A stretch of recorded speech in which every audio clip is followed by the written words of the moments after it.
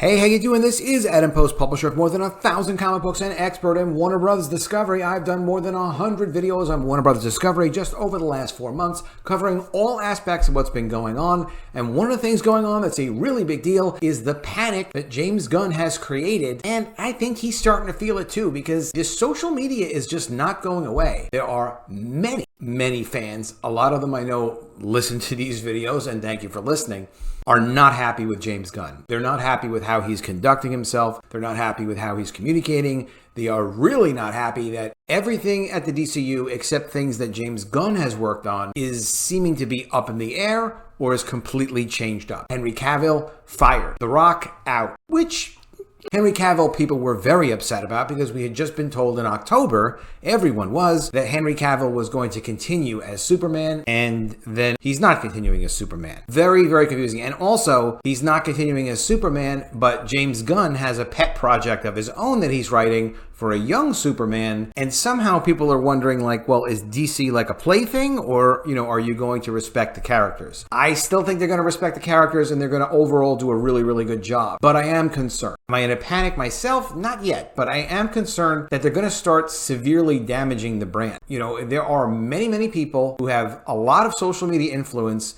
that are not supporting what James Gunn is doing, and then there are many DC fans that are disappointed. Let's get into this article talking about it in more detail, the hashtag Gunn and Saffron out that's been trending on Twitter. And that wasn't even the first one.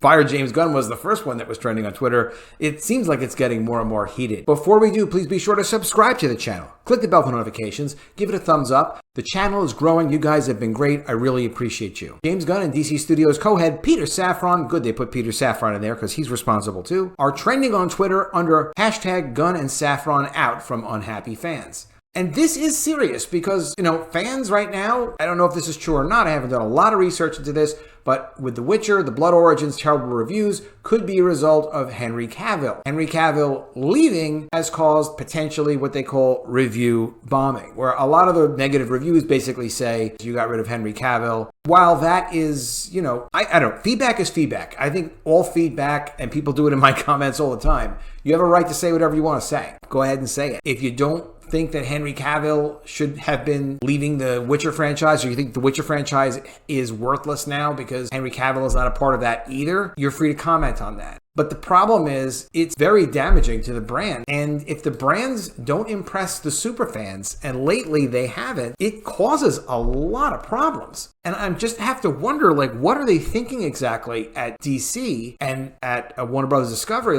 You guys, you do have to respond in a serious way to fans and let them understand that, you are doing things for a reason. You need to explain the reason. It can't be a, hey, just trust us thing, because it seems like the fans are more passionate about the properties than the people that are running the company. I don't know that that's the case, but it feels like that. That's the impression you get. And I'm very big on Warner Bros. Discovery. My biggest thing and why I'm pro Warner Bros. Discovery is that they seem to be trying to still do superheroes and common sense content. They will not subsidize terrible woke content, generally speaking. And with what Disney has done, thanks to Bob Iger, they've destroyed all the superhero franchises and, of course, Star Wars, and just created terrible content. It looks like Warner Bros. Discovery is going to be another company like Universal and not do that. But let's see. I don't like what they're doing with fans right now. Many fans rejoiced when James Gunn and Peter Safran were announced as the creative heads that would be leading the DCU plans going forward. However, not everyone is happy with the decision, especially after some of the recent decisions the two made to pave the path forward. While Gunn has acknowledged that the beginning of their new plans would be tumultuous, the backlash has been enough to make hashtag Gunn and Saffron out trend on Twitter, and also fire James Gunn. This Twitter user took umbrage with James Gunn and Peter Safran's decision to move forward with the DCU without Henry Cavill playing Superman. Instead, Gunn and Saffron are going in a different direction and telling the story of a younger version of Superman. While fans thought that Cavill was officially back in the fold after his Black Adam appearance, it appears that it wasn't in the cards. Another hashtag that's caught on with these disgruntled fans is Restore the Snyderverse. Fans who have kept up with the now defunct DCEU will know that Zack Snyder initially led the charge for an interconnected DC film universe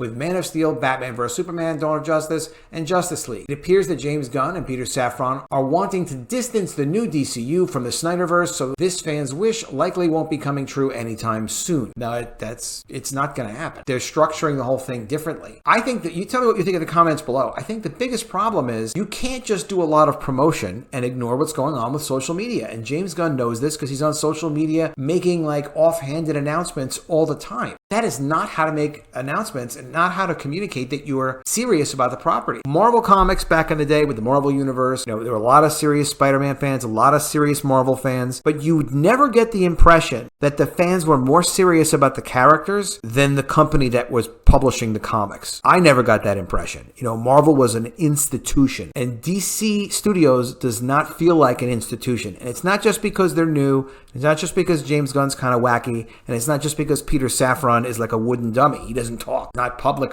at all.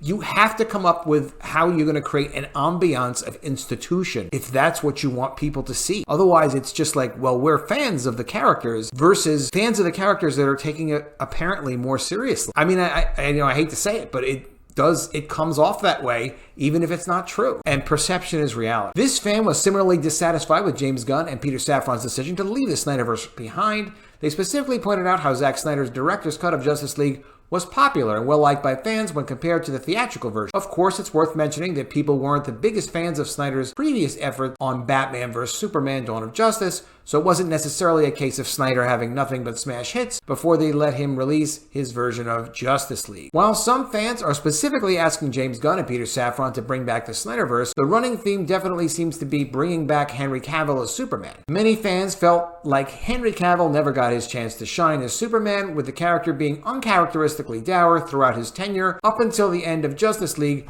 where he was more like the Superman everyone was familiar with. This is where the Snyder and Superman tweets do contradict themselves a bit, considering Snyder was in charge of all of Cavill's appearances as Superman so far. One user went so far as to call Man of Steel a masterpiece. I did see that one. So they're clearly missing Henry Cavill in the role of Superman. Do you think it was a masterpiece, Man of Steel? Let me know what you think. They also point out that they don't think that James Gunn and Peter Safran will be able to do better than Zack Snyder, David S. Goyer, and Christopher Nolan, who co-produced and co-wrote the story for the film. You have to wonder if fans will be upset if Cavill was still in the picture. I don't think fans would be upset if Cavill was still going to play Superman. They want the Snyderverse, but they would accept Henry Cavill. That would be a good negotiation. Once again, we have a user calling James Gunn and Peter Safran out for cutting Henry Cavill.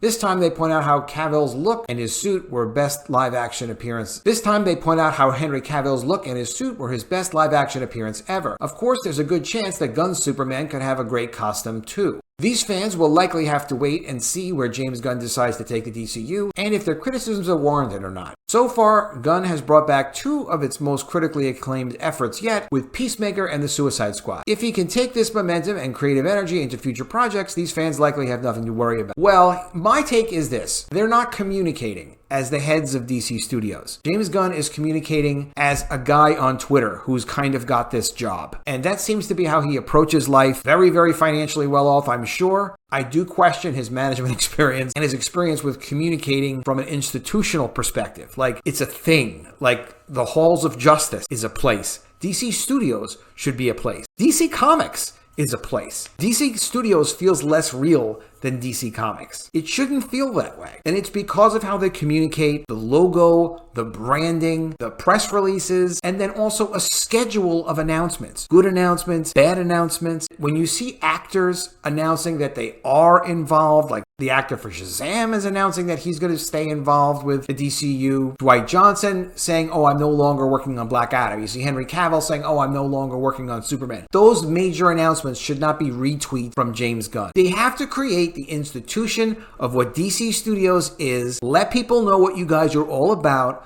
Let people know what the outline of some of your plans are, and make sure it sounds exciting. Because you don't want to wind up in this situation where you're trying to promote project. They're doing this Super Bowl ad for The Flash, and they're not going to spend their way out of this narrative building and this promotion of the institution of DC Studios.